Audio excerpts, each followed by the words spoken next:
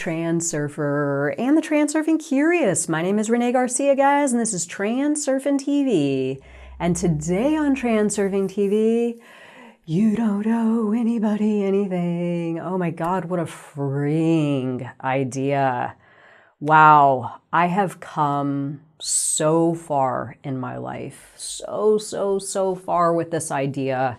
I have seen both sides of the spectrum, opposite ends of the spectrum, going from feeling as though I owed everyone all kinds of things, and myself, I had nothing left over, because so-and-so needed me and I had to be there for so-and-so, and family things and boyfriend, really bad boyfriend things, like really bad boyfriend things, where I felt as though super codependent ideas, like the other person wouldn't be living such a good life if I wasn't around. How weird, So I would stay in it for the person because I'd feel sorry for them. And looking back on it, I'm just like, ooh, gross. So gross. So gross. So the reason that we must let go of things at certain times in our lives as transurfers, if we want to achieve some of those higher variations of reality, is things hold us back. Things hold us back. People don't want us to make moves in our life. Maybe we're in some sort of toxic relationship and that thing is draining us of our energy that we need to use to help us gain momentum in that forward and upward trajectory towards some higher variations of reality. Sometimes we just have to let things go. And as I've stated a lot in past videos, the number one thing that I see holding people back more so than anything else, I mean, obviously self, right? Limiting beliefs and all that kind of stuff. But externally, hands down, it's other people. So really starting to resonate with this idea that you don't owe anybody a damn thing, right? You don't owe your parents anything. You don't owe, okay, so maybe you owe your kids stuff. That's a little bit, that's kind of non-negotiable. You definitely owe your kids a safe and, loving environment as they grow up. But it doesn't mean that you can't work out a way to do what it is that you want to do as well, right?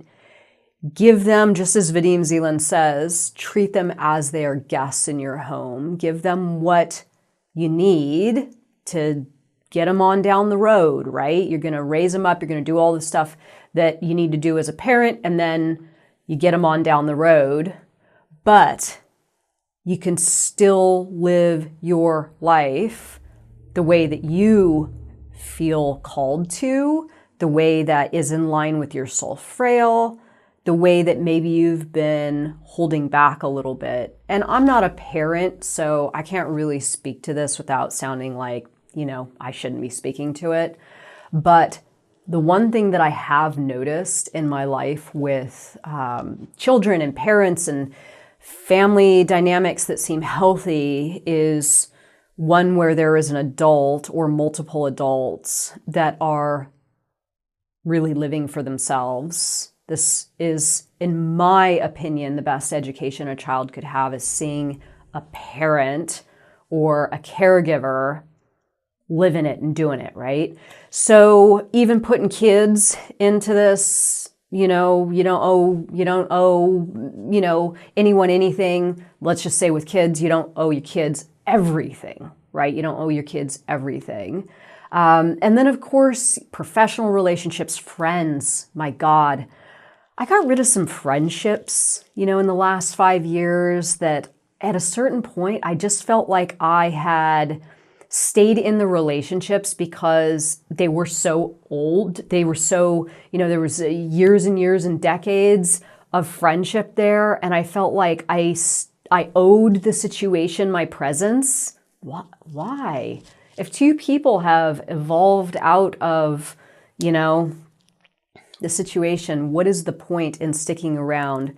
So shedding relationships, that's exactly what this is going to be about. Acknowledging that you do not, in fact, owe anyone anything, even a spouse. Don't let them hear you watching this. But getting to a place where you're like, I'm doing this for me. This is what I want to do. This is how I want to live.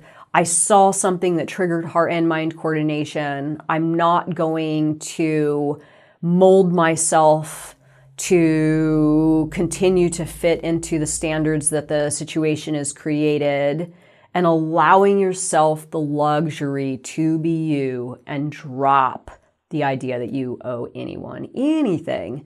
So before I get started, remember to like this video and comment and subscribe and all that jazz. Join us on the Facebook group, International Transurfing Institute Facebook group, and Reality 2.0 and Tufty 2.0 links below, y'all. And all the other links down there. There's a ton of them. We've got a ton of things and always more and more things. So check them out. Number one, these are going to be some quick ways that you can run through, acknowledging if maybe you are in fact living for other people, feeling as though you owe other people, molding yourself to fit the standards of other people, and what you will gain if you can shift yourself away from that modus operandi to a modus operandi of putting yourself first. So number one, starting to view, and I know this is radical, and some people are going to be like, blasphemy, this is you shouldn't be saying this stuff. But commitments are merely illusions, right? They are. And a lot of times, and I'm not suggesting anyone to go and file for divorce tomorrow, but a lot of times we get sucked into scripts, right? And there are the very conventional scripts that are running through our cultures, right? Some cultures have different variations of similar scripts that other cultures have, right? This whole like doing things in a certain progression with life, and getting married and then honoring your commitment with marriage, or you got engaged, so you have to see the engagement through. You can't let the other person down. You've been in a long-term relationship for a long time, whatever, and you feel like you got to work it out. I got to work it out. We got to work it out.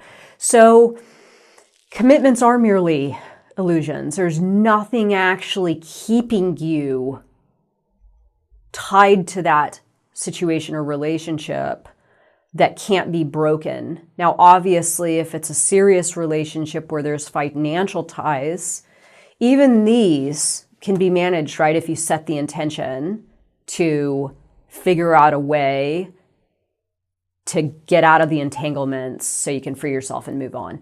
And the reason that I'm talking about this one is because I get so many messages from people that are in toxic situations, like people that have weird custody things and they don't like the person that's around, the other parent, and they want to figure out a way to separate, or people that have been married for a long time and there's massive entanglements, and they're fearful to make a move and do something against the situation because there's going to be financial loss or risk, or children that are going to be hurt, or all kinds of craziness, right?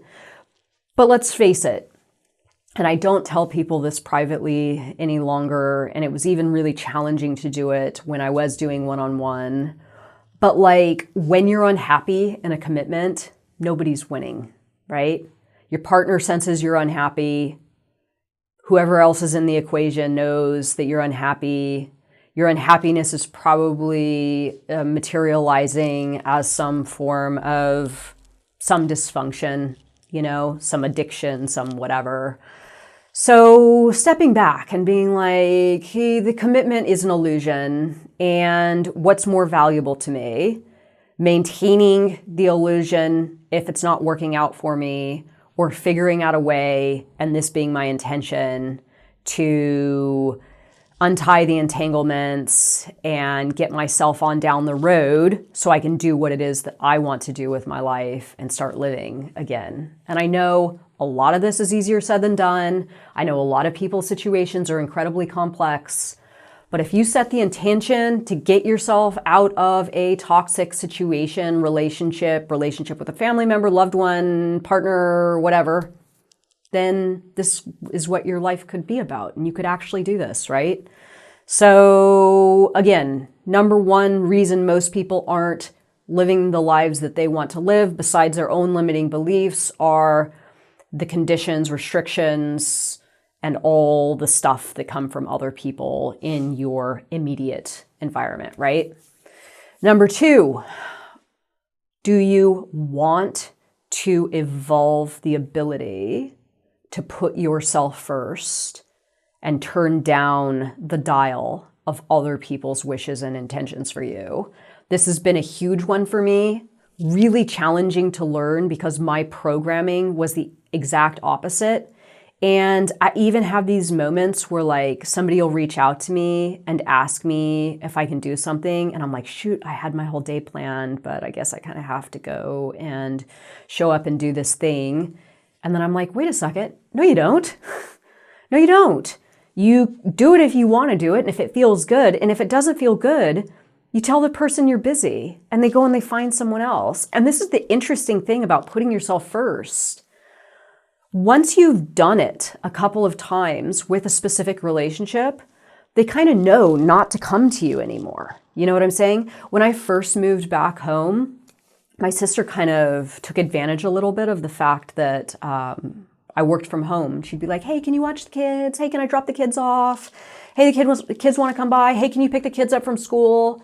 And for a while, I was like, well, I am the aunt, and I did move here to be part of a family, and I should probably do it. It's the right thing to do. And I started doing it, and then I would get asked to do it more and more and more, and then it started to stress me out. And then I noticed it was, hampering my day and my stuff that I do.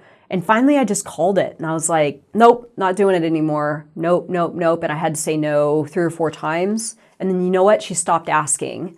And now when I want to see the kids, I'm like, hey, can the kids come over, spend the night? Hey, can I come by and take the kids to dinner, right? My terms, I put myself first with my time, my schedule, and I don't let that sort of situation just kind of happen to me anymore, which is very much what I did in the past. And it's pendulums just kind of ripping you apart slowly, right? Pendulums just ripping you apart slowly. 3, are you ready to honor your calling regardless of what other people in your life think is right or wrong for you? This is a big one. And I came up against this when I wanted to do this endeavor. People were like, what the hell are you doing? This is so weird, so unlike you. It's risky. You're gonna stop a regular income coming in to do something that's pretty uncertain. And I'm like, it's what I want to do. It's what I want to do. Now, luckily, I didn't have children. I didn't have any debt. I already had some money. So even if it didn't necessarily work, I wasn't really going to be harming anything, or people's lives weren't going to be changing or anything like that. You know what I'm saying? So the more freedom you have, the easier it is to honor your calling, most certainly. If other people are involved, it's working out the puzzle, right? It's the Rubik's Cube. You got to figure out a way to match everything up, but it can be done. And this is really one of the biggest parts of reality transurfing, right? Is finding that thing that your heart and mind are fired up over and going for it and doing it. And as Vadim Zeland says, outer intention will bring to you all the solutions that you need to resolve the problems that you're going to encounter on the way to your goal, on that path to your goal. So your world's going to help you right? And I'll get to that more in a moment. Number 4, be cautious of guilt. So remember, reality is a mirror, simply reflecting back to us an amalgam, an image, a reflection of our attitude and beliefs and actions towards it. And if you decide to make a move, honor your calling, put yourself first, and then you take into your reality feelings of guilt, this is going to be like, this is not going to work out well for you. Because when you carry with you guilt over putting yourself first, thinking selfishly, doing what you want to do in life, adjusting your relationships so you support yourself in your endeavors, not caring what other people in your life say, all that kind of stuff. And if you feel guilt about that, your reality is going to show you an infinite number of ways in which you can also feel guilty over stuff. And guilt is a very, very, very low frequency. Dr. David Hawkins talks about this in the Letting Go book, right? When he talks about the different numbers assigned to various states of being we hold as human beings. And guilt is the absolute bottom.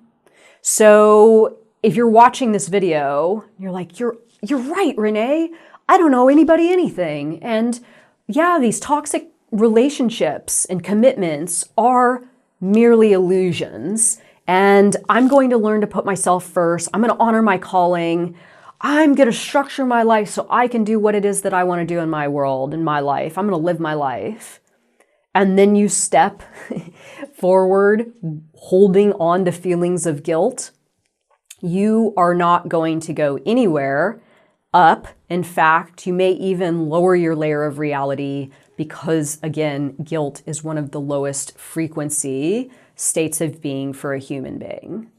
So be very, very cautious moving forward with guilt. And Vadim Zeland talks about it a lot in the book. And there's even a chapter on guilt. So definitely go and take a look at guilt and balance that out, right? Balance that out because, again, if you're going forward with that, no go. In fact, it's down low than going up, right? So number 5, and this is one of the biggest ones, guys. Your reality will support you. If you decide that you want to do something and that you don't owe anyone anything in your life, that you have what it takes and you set the intention to move forward towards this goal of yours and do all the things that you need to do in between point A and point B, your reality is absolutely going to show up for you and support you in your endeavor, just like me doing this. Now, again, I'm not going to stand here and lie to you guys. I've given up quite a bit to do this.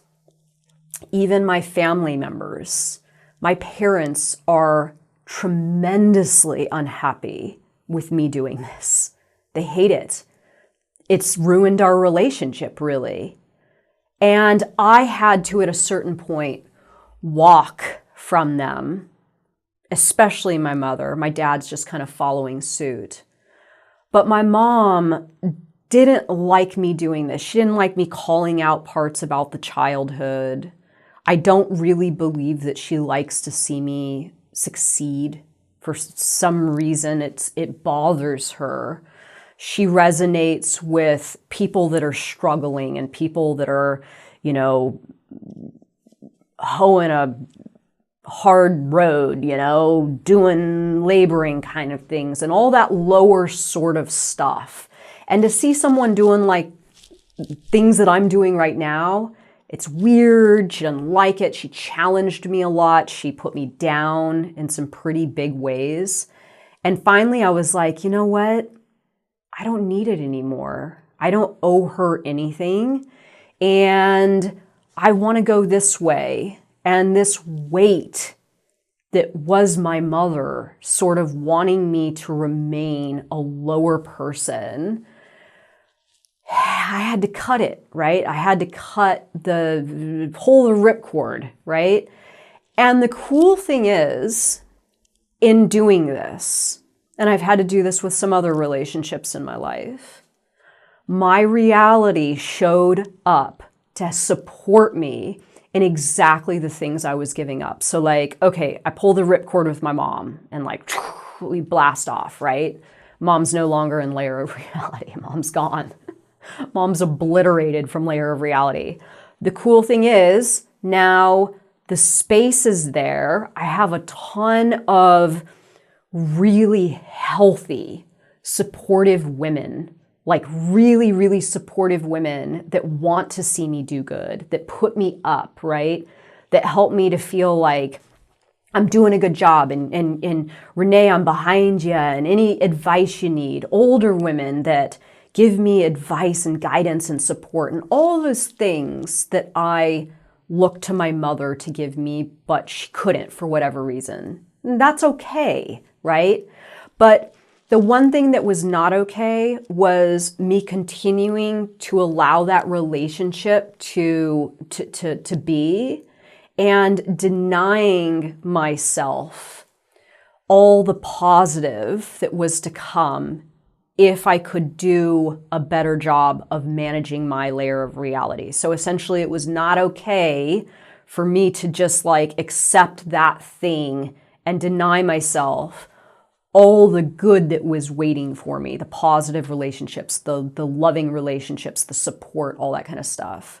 So in realizing that I didn't owe anyone anything and really managing my layer of reality and the human beings that were a part of it, some go out, but others better and higher come in that support the calling, the endeavor, the higher version of me, all that good stuff as we, transurfers, all this stuff that we strive to achieve as transurfers. Give yourself the best shot you can, right? Pull the ripcord, get rid of stuff that's not working for you. Your reality will show up to support you in form of helping you connect with other people that are going to be resonating at the same frequency as you and are going to help you evolve as a person. So I know long video, guys. I hope you enjoy it. Please subscribe, like, comment, all that jazz. Let me know your thoughts, Facebook group, and I'll see ya next time. Bye, guys.